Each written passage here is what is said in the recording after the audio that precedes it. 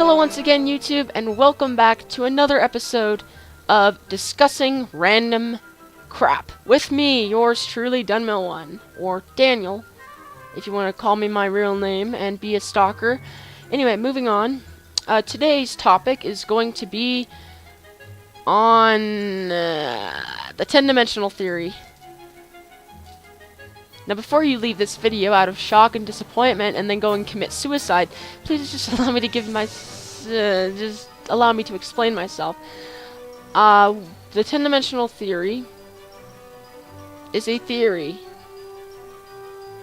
at around the pinnacle of theoretical physics. Okay, now I've lost you, haven't I? Okay, we're gonna go on.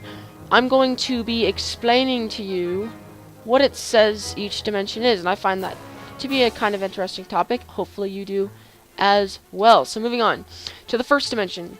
The first dimension is a single line. Just a line, no depth, no width, only length. So representation of this is if you were to take a pencil and draw just a normal line on a piece of paper, and then you'd have, theoretically, if you've thought about that as being a one-dimensional, you could, even though it has some sort of length, width, and height, since it's in the third dimension, but we can just assume, for the sake of things, that that's one dimension. Moving on to the second dimension. The second dimension has width and length, but no depth or height. So, that's if you have a plane which is square with only length or width. And you can imagine this as anytime you draw a picture, it's in the two-dimensional, and really everything we see is two-dimensional. We just have our depth perception and we have our touch to be able to know that things are three-dimensional. So we see in two dimensions, and two dimensions has no depth, because we can't see depth. If you could see depth, you would be able to see, if you were looking at a building, you'd be able to see the whole entire building, not just the front side of the building, if that makes any sense. So that brings us right into the third dimension, which is what we all live in and love, using length, width, and depth. And in this dimension is where we all live. Everything you could think of as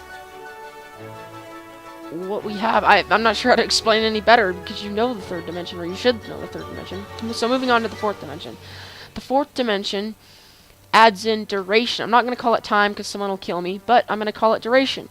Duration is, you could say, envelops the whole universe. As we've gone through the different dimensions, the second dimension envelops the first dimension. It covers all the first dimensions. The third dimension covers all the second dimensions. The fourth dimension covers all the third dimensions. So we could just say it covers everything, because past the universe there is theoretically nothing. So it's just enveloping the whole universe from the beginning of time to the end, if that makes any sense. Moving on to a fifth dimension.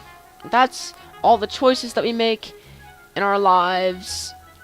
Pretty much you in a different dimension is what the fifth dimension is saying. In a different reality, an alternate reality, not going to call it a dimension, but in an alternate reality, you woke up 5 minutes earlier today, and you went about your day every way that you did today, other than just getting up 5 minutes earlier. Okay. Alright, now, or it could be something a little bit more complicated, like you got hit by a car today and died. Everything else went on normally, but you got hit by a car today and died. Now, the sixth dimension is when we take multiples of these. So we add in multiple things, and sometimes they get even more specific, like dinosaurs never died off, like however long ago you want to say that they died off. Not going to get into religion here, but they died off many years ago, or they didn't die off many years ago, and they're living among us today, so you were probably never even born, which is an interesting thing to talk about. And then you get into nature, which is the sixth dimension. Things didn't really happen, not due to human perception, but just something else. And in the fifth and sixth dimension, there are an infinite number of these possible realities. So it doesn't just end, it goes on and on. So infinite times infinite times infinite. They need bigger numbers than infinity, but it's not possible. So moving on to the 7th dimension, which adds depth to the whole thing, you can think of, if we go back to the 1st dimension, that's a line. If we go to the 2nd dimension, that's a plane. If we go to the 3rd dimension, that is a cube. If we go to the 4th dimension, you're back to a line again, if you think from the beginning of time to the end of time. If you go to the 5th dimension, you're adding in alternate you're adding in alternate realities based on choices that you make. If you go to the 6th dimension, you're adding in depth to that, if this makes any sense, because you're having the alternate timelines, but then you're also having alternate timelines stacked on alternate timelines. Oh gosh, this is getting confusing, isn't it? But moving on to the 7th dimension. There's Skype, but we're going to ignore that for now. The 7th dimension is saying that. The 7th dimension is saying that you're adding in, going back to a line again. So the 7th dimension is saying, what would happen if something like a law of physics changes? For instance, gravity was going up instead of down. Or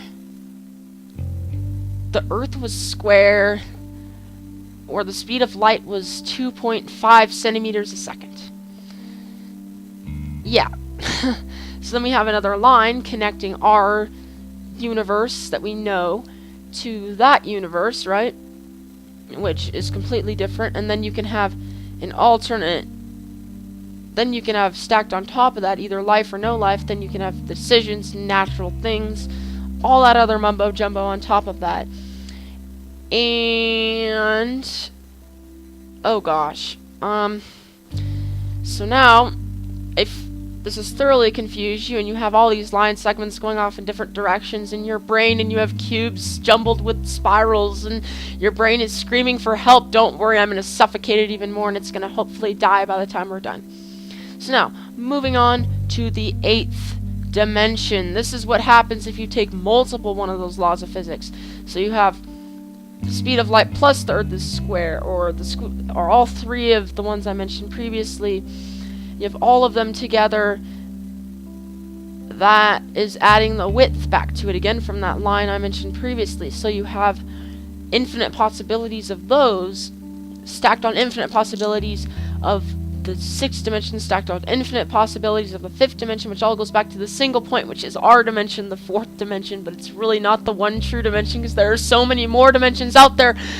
Moving on to the 9th dimension. This dimension adds depth to the whole thing. It depends on what you believe in. You can either say natural selection or creator. You can either say that everything is random and we're just put here where we are, or you can say there's a point behind it and you can believe in a higher being. But what you believe is not my choice. That's something that only you can decide. So that's the 9th dimension, which is pretty much just saying there's either a sorter, someone or something that sorts all the previous dimensions, or it's all just based on chance. And we're very lucky to be alive, and we're very lucky to be standing here today. So now, we've gone through the 1st, a line, the 2nd, a square, the 3rd, a cube, the 4th, a tesseract, but we did not go into that. So the 4th, going back to a line again, the 5th, a square again, the 6th, a cube, the 7th, a line, the 8th, a square, the 9th, a cube, and now what could the 10th be, you wonder? We're going back to a line again? No.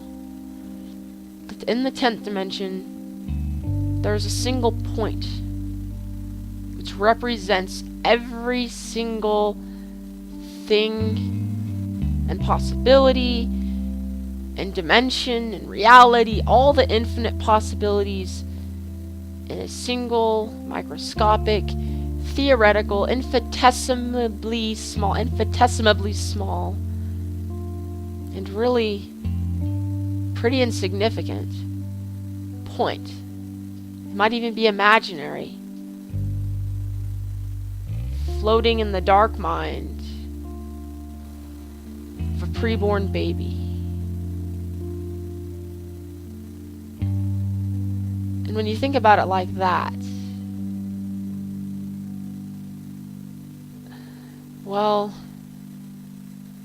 then there's so much wonder, but also it makes you realize how insignificant you are. We don't even know the limits of our own universe yet, and there's so many more that are possibly out there. So once again, my name is Daniel, or Dunmail1. Thank you for watching this video, and I'll see you guys next time.